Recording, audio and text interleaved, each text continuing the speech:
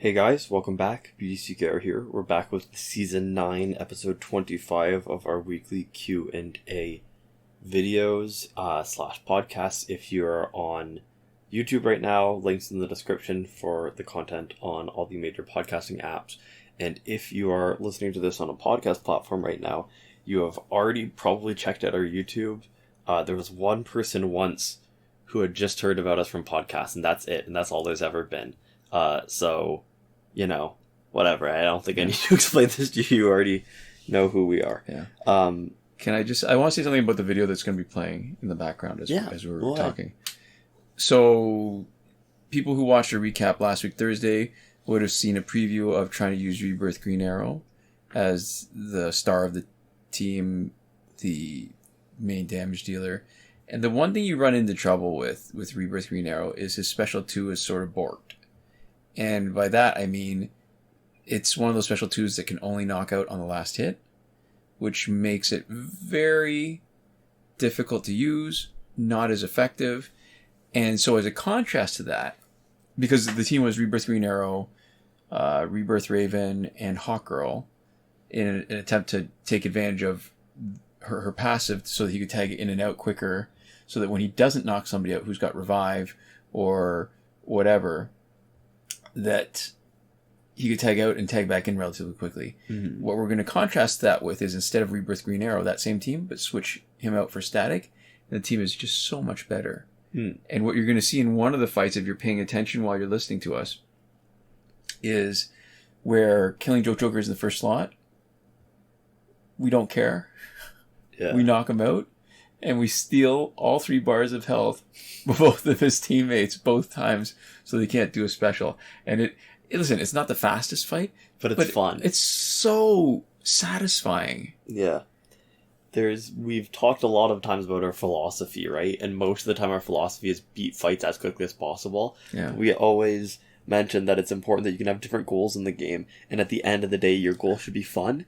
And so this is one of those times where we're sacrificing efficiency for fun. And it's not even that inefficient, because what you're doing is you're still averaging around 10 minutes for an ultimate run. Yeah. It's not as fast as Flashpoint Batman. It's faster than some other teams.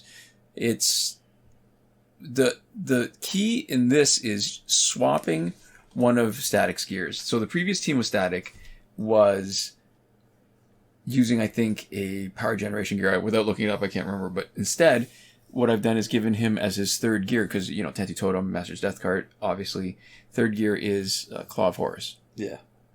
And what makes it interesting is that he's still getting pretty close to getting the second bar anyways. That's not a big deal. But he really rips through Astro Harness because of the way the team is set up. If you get a couple of freebies where you can do a special 1, potentially shattering some gears, and then you can stun the opponent. And because Rebirth Raven can steal, and we've stacked her with both stun gears, stun boosting damage gears, that 1 hit from her special 1 often is enough to bypass the invulnerabilities of Astro Harness, even if it's not shattered by Static. Yeah. It's pretty fun stuff. Yeah. So I think moving into our first comment this week, this is a thread. And so it starts with a comment from Camran107, and they say, I don't know how people on the right can believe that banning guns won't stop people from getting them, but banning abortions will just stop them outright. They were banned in Ireland for the longest time, and women had to go to sea on boats to get them, so that they technically weren't in the country anymore. Nothing changed other than it becoming more difficult and dangerous. And then there's a reply from Trisha Waters, who says, do you know what happened? They just made it so federal government doesn't make the decisions. It's up to each individual state. Don't misunderstand what the Roe v. Wade thing is. We had a reply, but we maybe won't read that. We'll just talk. And then so. Cameron107 says, there's a reason why everyone on the right is celebrating this. It's because they know they will get what they want now. You can pretend like this is all about stopping big government all you want, but we all know what it is. Yeah. Maybe I want to start talking a little bit more broadly about that, the whole political landscape in the States, and then maybe specifically about Roe versus Wade. But I think it's all a bit of a mess. Yeah. And there's an idea called good faith, and I'm not sure that I could necessarily define what it means, but typically it means that you are being honest and that you're not making up stuff. Because if you look at, there's certain elements of politicians where they say stuff and it's completely inconsistent with what they're doing, and trying to come up with some sort of overall, what's the word I'm looking for? Justification? Yeah, but the sort of the principles and stuff is hard because there aren't any. And I guess we're left to sort of make up our own thing about what it means, because I think Cameron 107 is 100% right. There's an inconsistency there, a hypocrisy, if you want to be a little bit more strongly worded about it. Because it's true. It means that one of those positions is not right. And I think the easiest one that makes the most sense is that it's not about really banning it. Because if you really wanted to reduce abortion and have fewer abortions, you invest money in contraception. Yeah. In giving people options, making it more readily available, good health care, living wages, so that people can actually afford to have children, raise children, and not get pregnant when they don't want to. Yeah, you have like really strong like social nets. Yeah.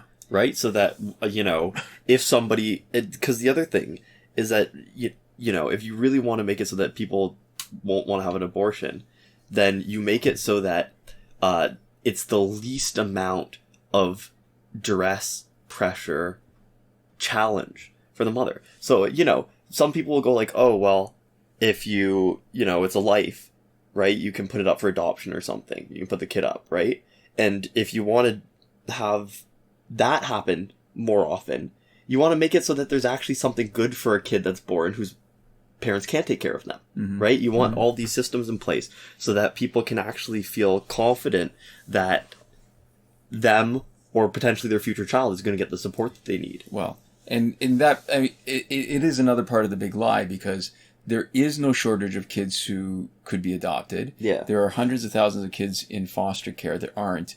And the part that goes unspoken as well, there will be a place for cute kids without medical problems to be adopted, but the ones that don't fit that mold are going to be live lives that have potential to be really miserable. Yeah. And I think the problem too is that there's, with Trisha's comment here, right, is that everyone's saying this is a terrible thing, right? And people are talking about it in terms of abortions being banned in a lot of places, right? And so to come in and go, well, they're not being banned everywhere. This is like a government thing. This is like putting the power in the hands of the individual states. Yeah. Is totally missing the point of what's actually going on. But I think intentionally. Yeah, absolutely. Because, you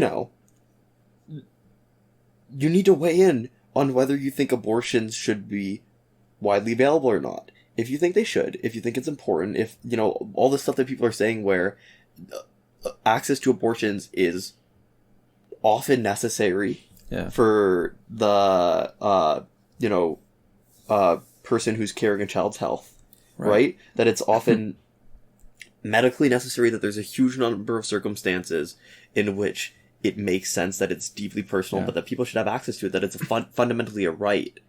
And, instead of saying, oh, well, I'm pro-abortion, anti-abortion, pro-choice, whatever, to go, oh, well, this is just like a government thing. They're just sort of moving the responsibility around. Totally misses the point of like the real human outcome of what's happening here. Yeah. And so it's such like a cop-out. It's really like, it's so deep in the weeds that it's absolutely missing what people are talking about. It's like somebody's talking about like a nuclear bomb going off, and then you're talking about like the fission process that led to it, and you're like, well, this is just, a bunch of like uranium atoms like, splitting off and whatever. And it's like, well, that has like, you're so deep in the weeds. Right, but it's refusing to engage with the actual issue. Yeah. Because you can talk about states' rights the same way. I mean, the problem with me, it triggers a little bit. I mean, here's the thing. I'm not American. I'm Canadian. But I've seen the argument made so many times with regards to slavery that the Civil War in the States was not about slavery. It was about states' rights. Well, what state right were they fighting for? They were fighting for slavery. Yeah. And it is, like you're saying, exactly the same thing, where the argument that it's not every state is so intentionally misleading that it's sort of, without taking a step back, if you actually address it head on, you end up really frustrated because this is just what you call a bad faith argument.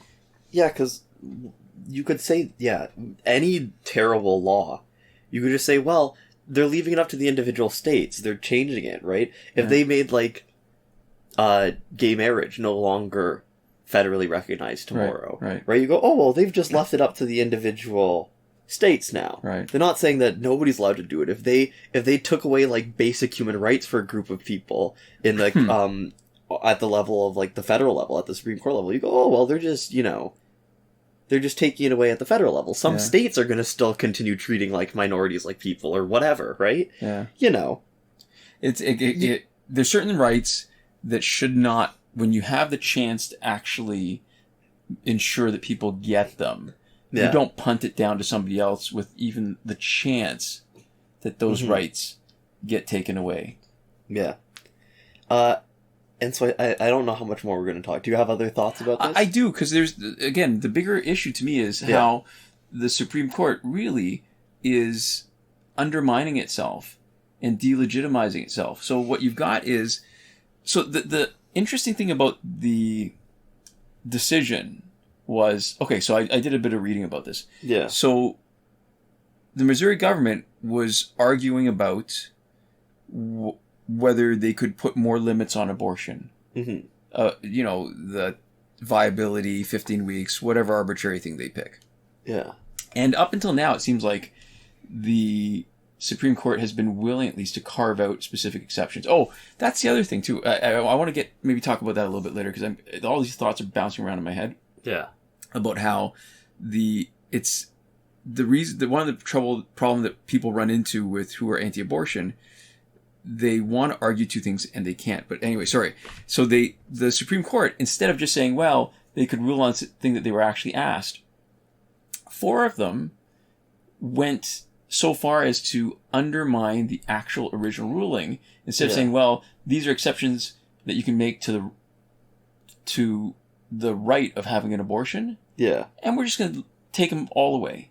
One of the dissenting views was, well, they went too far and they shouldn't have done that. I agree with the judgment that Missouri had the right to have more limitations. Yeah. But I don't agree with them saying, yeah, Roe was a bad judgment. We're just going to totally ignore that. And then one other justice went the other way, saying, oh yeah, I agree with them, but I think they didn't go far enough. And they list all these other things that should be taken away because they were based on the same privacy principles. Oh my God. So that would be like same-sex marriage, sex acts in your own home between consenting adults. But the ironic thing is, and people have already pointed this out, that this is the same justice who's in an interracial marriage. Yeah. Who specifically avoids mentioning that the same privacy principles were the basis for eliminating laws against interracial marriages. Yeah. So just totally a hypocrite. Everything is bad except for, my stuff. Right. And to be fair, we're saying that none of it's bad. Right. And so the interest, what even goes even further, than part of the reason why I feel like it's delegitimizing themselves, right, is that a lot of those justices in that group of 4 that went so far as to answer a broader question that wasn't asked, and said, well, Roe doesn't count. I think 3 of the justices were asked specifically about that and had testified during their those hearings that they have before they're appointed, saying that, no, precedence is precedence. We're not going to start messing around with precedence. It's been decided. And they've got these weird arguments about how this 50 years of precedence of Roe is not enough to be rooted in history to let it stand. Mm-hmm. So, which brings me to the weird part. See, because I think in order to justify it and be logically consistent, if they're going to argue that a pregnancy is a human life, doesn't matter where it starts. So then you can understand why some places would make the argument that there's no, from a a rational point of view, not from an actual moral point of view, but you can understand why they try to make the argument that there should be no exception for rape, there should be no exception for incest, there should be no exceptions at all because they're all life. But that fails to recognize that I think most people at a gut level would understand that an actual human life is more valuable than a potential human life. Yeah. And I heard this as a thought experiment where, so you're in a burning theater, you're sitting beside a 5-year-old. Yeah. And you've got a canister full of 500 frozen embryos. Yeah. You can only save one of them. Yeah. Which one do you save? Yeah. And the answer is obvious. Right. I mean, to me it's obvious, but to me it's the same where you know that the right answer is really that a human life is more important than a potential life. But if you're going to make the argument against abortion by saying, well, each of these potential human lives is actually a human life now, then you can't, like, it just, there's a tension there that you've created by trying to argue that point. Yeah, it's such a tiring argument. Because the problem, one of the things here is that it's such a scattered way of talking about it, right? Where people will have their own things. Some people will go, life begins at conception. And then you can sort of argue and address that. But then other people do it on, like, religious grounds. And then you can, talk about it and address that. And so it feels like it's like a treadmill of, if you have this conversation with people on the internet, is that it's just people cycling through the different things and then going so fast and just sort of taking this scattershot approach so much that you can't focus on anything and actually have a conversation. There's a word for that. Yeah? It's called a gish gallop. Yeah. So it's the kind of argument where you just throw so much out that it's hard to address all of it. And then even when people try, it literally is that scattergun approach where you just try to overwhelm people with too much BS that it's hard to actually have a coherent, proper discussion about it. And now this is only... are you done? Or do you have more? No, okay, right. So before we move on, I wanted to talk about one thing that I saw recently, which made me a little sad. So this is sort of tangentially related, and it's going to get a little less related. But do you remember Tobuscus? I do. So do you remember why he stopped making content or no? No, I know you used to watch his gameplay videos. I know that at one point, I remember seeing a video where he lost his computer or it got stolen. Yeah. That's all I remember. Yeah, I think I remember that. Yeah, so I used to really, really like him. So I'd watch his sketches, I would watch his gaming videos, right. I would watch, he had like another like YouTube series that I like watched like all of. I was a big fan of him.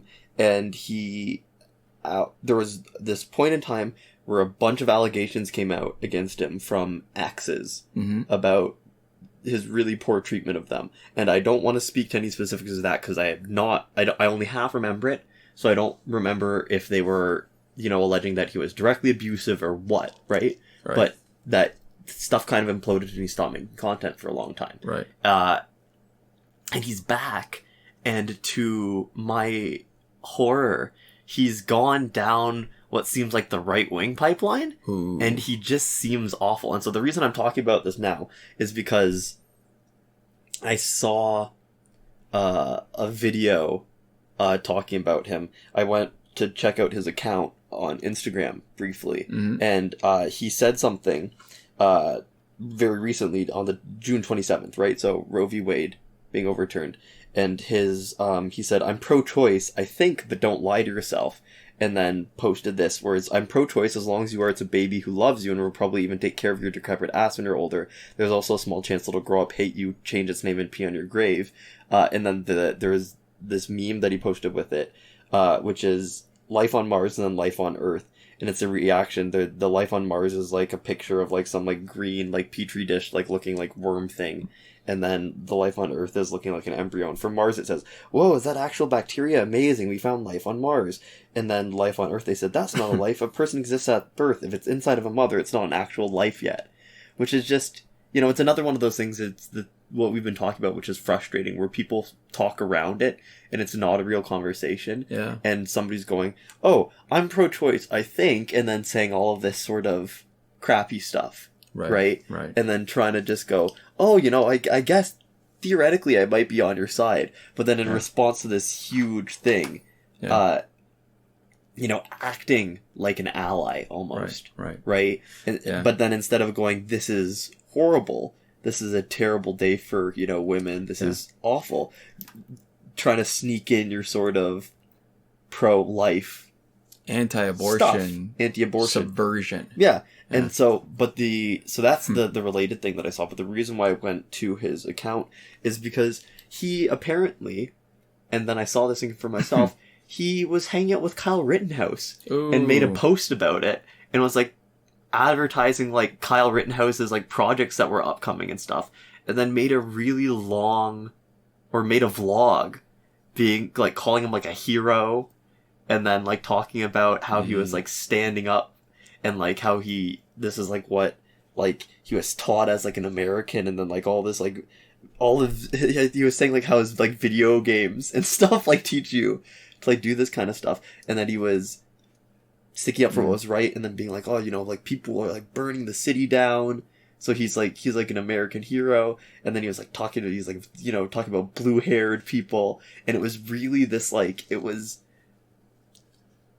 in that same sort of style that I remembered him for when I was young, right? But using that like weird like joking around, fast talking style, and just spewing some real vitriolic stuff, and it made me really sad because I looked up to him when I was young. I watched him. I looked at a lot of his stuff, and I don't remember this edge. I'm not gonna go back to his content anyways, because even if he wasn't problematic, I'm at a point in my life where I don't think his stuff would appeal to me anymore. But it's just it's very unfortunate to see somebody that you like really, or somebody that you used to like, or somebody that was for whom you have some fond memories. Yeah. And I hadn't seen anything from him in a long time, years and years and years. Yeah. But it always sucks. Like, it's the same thing with Rowan Atkinson. Yeah. With the Mr. most Bean, you were telling me, Yeah.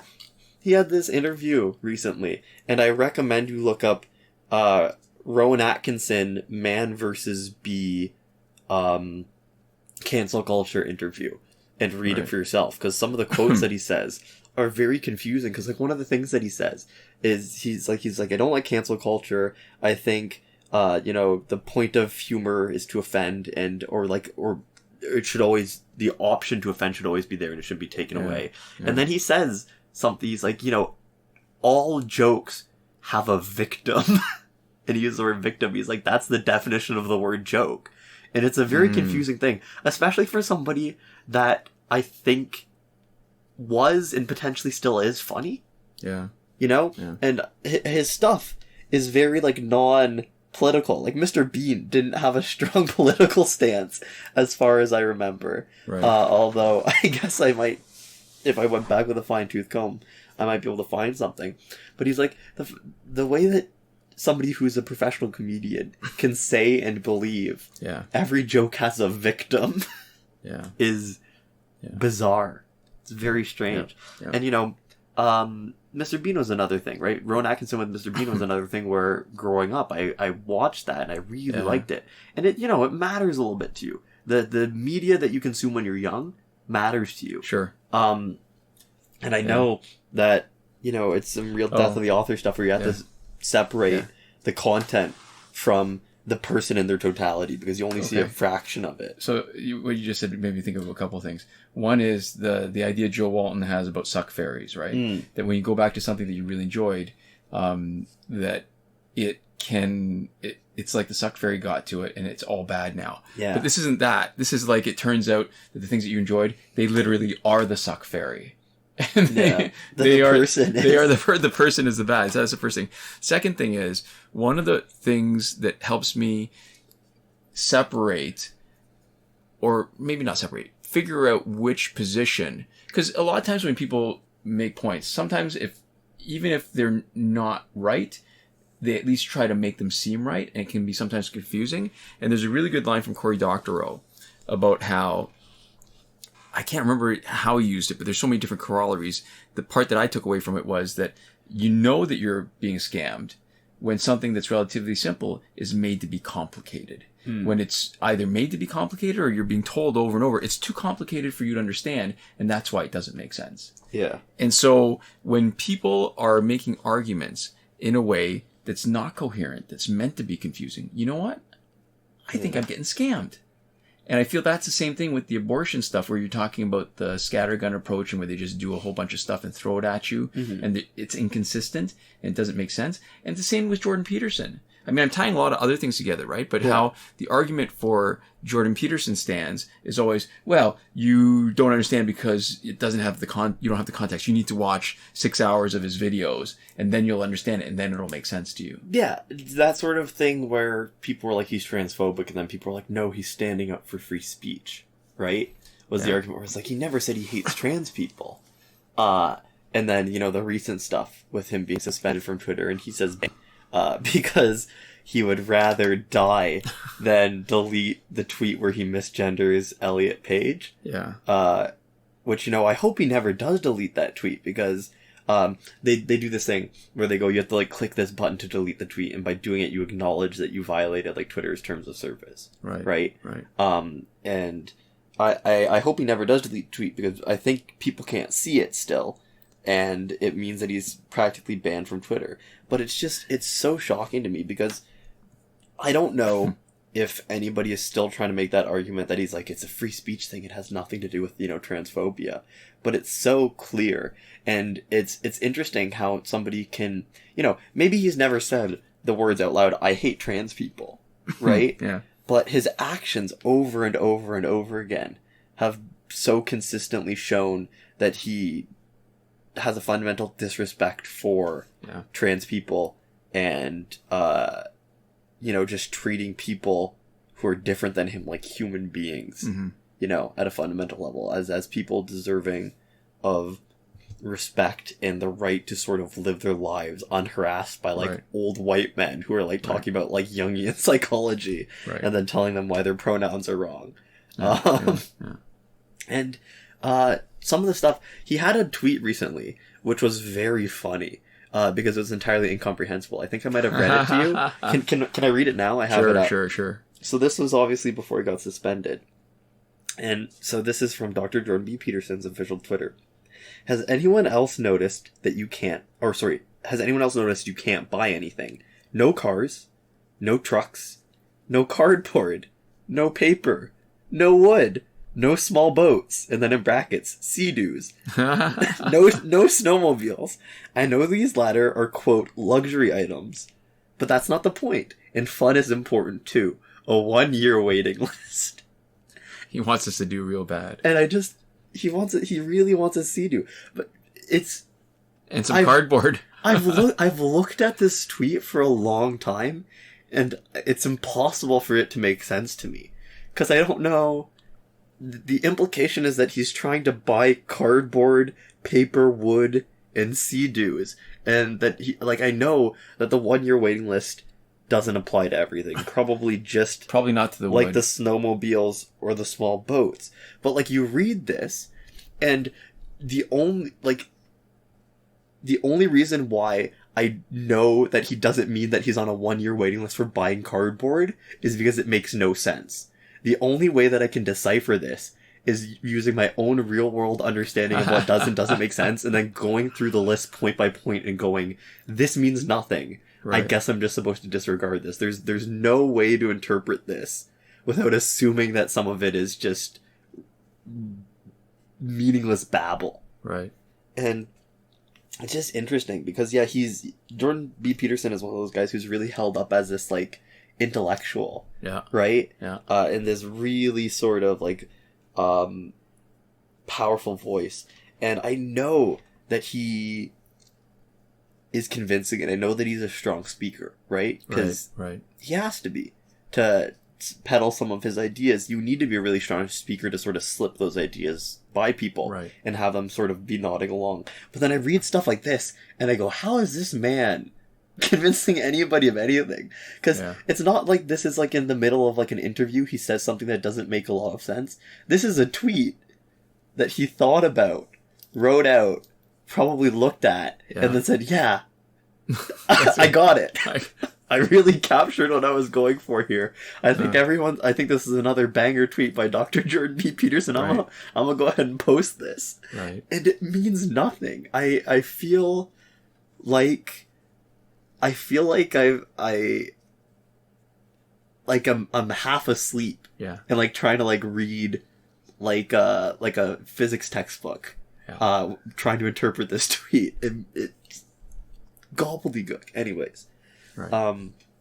So that's that. We'll maybe answer one. Yeah, I think we should. Injustice question, for this week. But so this question comes from Che or Chi, Chee, Sengchua, and they say Flashpoint team. I like to use Scopo's setup on his Flashpoint team. I use Deathstroke with Totem and Master Deathcart and Claw of Horse for Shatter Gear. Because of Master Deathcart, you can shatter multiple gear. And Flashpoint Batman, I use him as basic damage dealer. As for Aquaman, I use him as a tanker instead. There is another way to play Aquaman. I don't take the credit. This idea comes from Scopo's stream and came from one of his viewers. Is use Flashpoint Aquaman with Batman Ninja Helmet, Killer Croc Evolved, and the most underrated card, the Scarecrow. You can make enemy team die by Reflect, and you last hit them, so Aquaman is kind of immune to special attack after it's hit 2 or 3 bars of power. All right, so I'm not sure I captured everything from that comment, but I do want to point out, I mean, the Master's Deathcart and Totem and Claw of Horse thing, we're literally using that on static right now. Yeah. It's not a bad idea. The problem, I think, is that if you're focused on that, the reason why it works with static is because Rebirth Raven, despite not having any power generation gears because of her passive, she effectively becomes our specialist as far as damage output. And you can see that at the end of the fights where she's done more than half the damage despite having no power generation gear. Mm-hmm. And so what you've done to do this is you've made him good at shattering gear. Yeah. Although, I do want to point out that if you're going to rely Master's Deathcart to be able to shatter multiple gears, which you've seen us do, it's got to be the second tag in. The fact that you're using second tag in means your fight is slower. Yeah. So I would challenge you that even when we face Astro Harness, that using a splash damage Deathstroke is still probably faster than a gear shattering Deathstroke. Mm-hmm. So I guess the issue is, the temptation always is when you have a character on a team that gives a team passive like Aquaman with the reflect damage on specials on the first tag in. The temptation is to use them like their passive, even though it's a team passive, and get stuck in that. Mm-hmm. And Aquaman doesn't have to be that. He could be a reasonably effective, I think, specialist too, because he's got the damage over time, so he can be really effective against other time wasters like Batman Ninja Batman. Mm-hmm. And I think the real danger is, so we're looking at two different approaches, right? Deathstroke you tag in, and there's only going to be one person with the Astro Harness. You could either decide to totally mash the other team by splash damaging them, so that if Astro Harness is not first spot, they're coming in with very little health. Yeah. Or you're hopefully skipping some of those invincibility periods. Right. Or if they're not in first slot, by gearing your Deathstroke so that he could shatter the gear means that you're actually spending a lot of time where you're not outputting nearly as much damage as you could. Yeah. And I think that wins out every time. Mm-hmm. Anything you want to say about that? I don't think Scarecrow's underrated, actually. I think it's rated exactly where it should be, which is pretty low. Yeah. So that's one of those interesting things, yeah, because, I mean, we haven't, looking at the abilities of Scarecrow, right, even how you're talking about it here, I just don't see making it work as, like, a good gear. I see, like, it being usable, right? Yeah. And I mean, technically, right, it's got all these abilities. Technically, it does provide you some benefit to your fights. Yeah. But it's just so negligible. Well, there's one ability that's just totally useless, right? Like when you use up a slot for a nothing burger ability, like to change it so that the opponent can't see, their different characters, that it obscures it so that it all looks like scarecrows. That was a waste of a slot. Mm-hmm. That you'd expect in a 1.5 star gear, not in a 3.5 star legendary gear that you can only get in multiplayer. Yeah. So anyways, yeah, I don't think I have anything else specifically to add then? Oh, I do want to point. Yeah, no, if we can circle back to the abortion thing. Okay. If it just occurs to me, like, We've got our 5 minutes of injustice content. Yeah. I just want to point out though that if you can't see even if you agree with the law, even if you agree in principle, like there's different levels where every single level, if you're going to be willing to accept more and more, it's still bad. If you're willing to believe that the principles are right, you got to at least recognize the ruling is wrong when the consequence is that a woman with an ectopic pregnancy, they're not able to operate on her because of the potential liability until she's already bled enough that it shows up on a blood test. Yeah. Or that there's a huge amount of blood inside. It's, you know what it's like? It's like waiting for a cut to bleed out enough so that somebody goes unconscious before you do anything about it. And the problem with that is that you're putting a real person in danger. You're basically taking the 5-year-old kid and making him wait until your tub of embryos is not savable anymore. You got to wait until you really are, like, somebody's really at risk of dying first before you do anything, when you could just easily, step in. With an ectopic pregnancy especially, there's no benefit. There's waiting never, fixes anything. Right. Waiting never puts you in a better position. Right. There's never any option other than having an abortion. Right. The baby is not going to be born no matter what. There's no way that ectopic pregnancy results in an extra life. Yeah. Right? Yeah. And there is a lot of scenarios in which the sort of medical treatment that you're going to be receiving in some places now after, this Supreme Court decision, there's a lot of cases in which that is going to cost somebody's life. Yeah. Yeah. So it's strictly worse. Yeah. It falls in line with the same flawed and wrong principle that if somehow somebody is taking advantage of a situation, that the answer is to take away from everybody else. Yeah. If somebody gets paid better than you, the answer is not to take away the power of unions. The answer is to unionize everybody. Some people who are like claiming disability benefits when they shouldn't, and then the answer is to just like let disabled people die and have no benefits for anybody. So it's such a selfish and evil kind of principle that I don't know. I think what we're really missing here is that, sure, we have privileges. We also have responsibilities. And if you only are willing to take the privileges without the responsibilities, then I don't want to be alarmist, but that's how society collapses on itself. Because society is a collective. It's not a bunch of individuals who are toting around their guns, waiting for somebody to step out of line so they can shoot them. I don't know. I guess the reason why I want to at least explain why I feel so strongly about it is because the United States, they're our neighbors. Yeah. Culturally, we're very similar, and culturally, we're very different. And I'd like to pretend that those differences are enough, but I feel like a lot of the stuff is creeping into what's happening in Canada. Yeah. And even if it never did, even if there was no way that this would ever get back, I mean, it's, when you hear about, like, a war, or when you hear about, like, just a terrible thing happening to somebody, it doesn't need to be within your borders, right? Yeah. And this is just such a terrible thing, in that moment, right? And then reading about it afterwards and hearing people's stories and, listening to the doctors talk about what this is going to mean and all of that, just realizing how big and terrible this thing that just happened was. It was like, just as much death and suffering as like mass shootings, like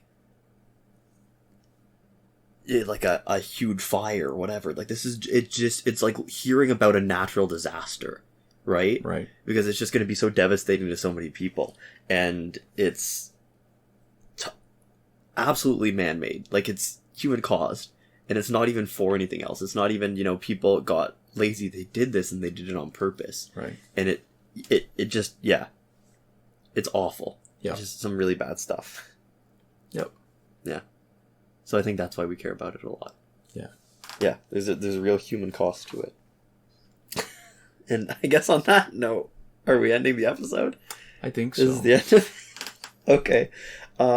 Yeah, on that dark note, I'd like to give a shout out to Eliza. Your parents had you for tax benefits, Caton. It's a line from a meme I sent her that she said is representative of how we talk to each other.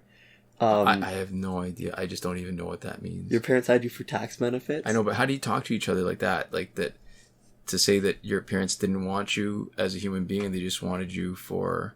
It's not literal. That's figurative. It was a meme. It was a meme where somebody said something rude on Twitter, and then the reply was, "Your parents had you for tax benefits." So it's just like a disproportionate like response. Roast. It's a yeah. So we've never said something specifically like that to each other. It's just sort of in the spirit of. So this shout out was brought to you by Good Natured Insults Among Friends. It's more like it's like a your mama joke. It's more the idea of like somebody says you suck and then somebody else says like your bloodline is weak or whatever, and like, you know. Okay. Whatever. Yeah. And so anyways, yeah. We'd also like to give a huge thank you to all the lovely folks who support us on Patreon. And that would be Bomble Ben, Consul Peasant, and Edwoon at the top tier last word. Sinemac and Mohammed Albshaiti at the Your Message Here tier. Shawn Farrell, Daniel Simonson, Aaron Maule, Michael DeVries, Brandon C., Irvin Ruiz, Eddydoo, and Hoshi 127 at the credited level. Chris Wolf, Scarlet Danny, Awesome Gamer 241, Pavor S, Gavin Malott, and Is for E at the gratitude level. Thank you so much for your support, and thanks so much to all of you for watching. We'll see you next time. Komoda.